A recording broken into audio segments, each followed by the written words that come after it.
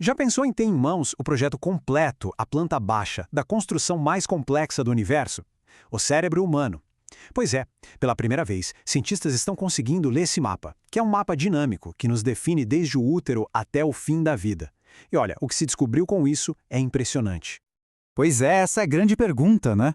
Como é que um punhado de células se organiza a ponto de criar a consciência, a arte, os nossos pensamentos? De onde vem toda essa complexidade? A resposta, ao que parece, está escondida num código que só agora a gente está começando a decifrar de verdade. Para encontrar essas respostas, não adiantava ter um mapa estático, uma foto do cérebro.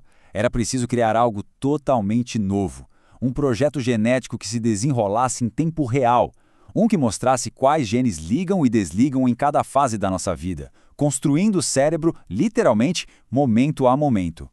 E aqui está a grande motivação por trás disso tudo.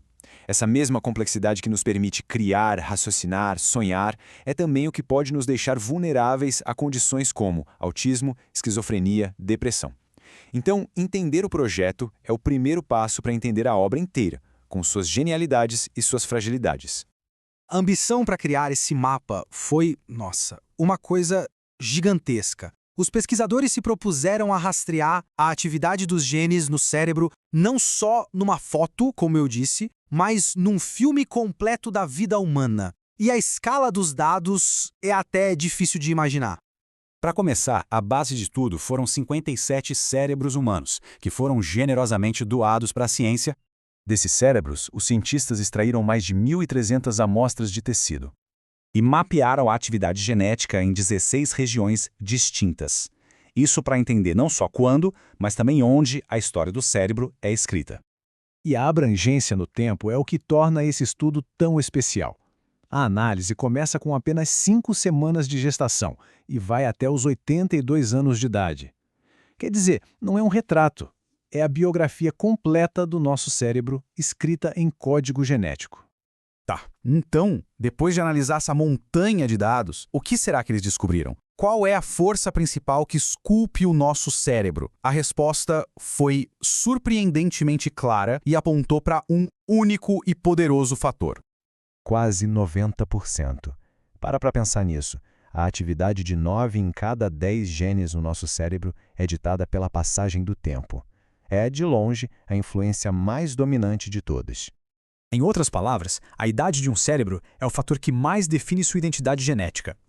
É mais importante que o sexo, que a etnia, que qualquer diferença individual. A história do cérebro é, antes de mais nada, uma história sobre o tempo. E esse gráfico aqui deixa isso claríssimo.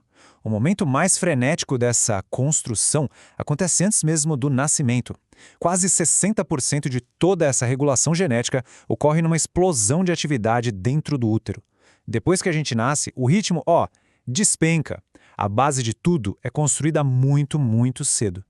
Mas, o tempo é o arquiteto principal, mas ele não trabalha sozinho. A localização do cérebro e o sexo biológico também adicionam outras camadas bem fascinantes de complexidade nesse projeto todo.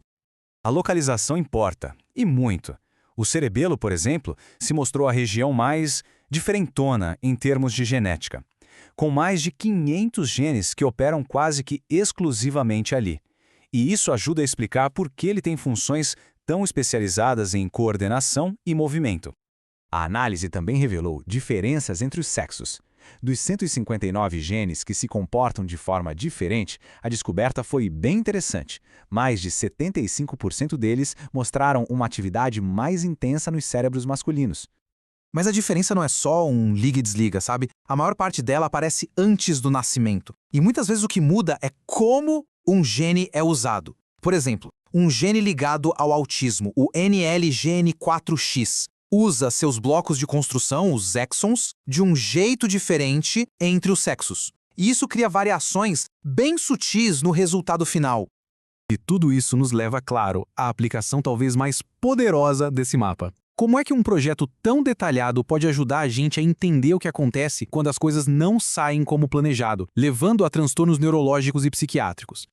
Primeiro, uma pergunta. Como saber se esse mapa genético é confiável? Os cientistas fizeram um teste fundamental. Eles compararam a previsão do mapa com a realidade física do cérebro. E o resultado? Uma correspondência quase perfeita. A atividade dos genes que constroem sinapses bateu certinho com o crescimento real dessas conexões. Ou seja, o mapa é um reflexo fiel da realidade.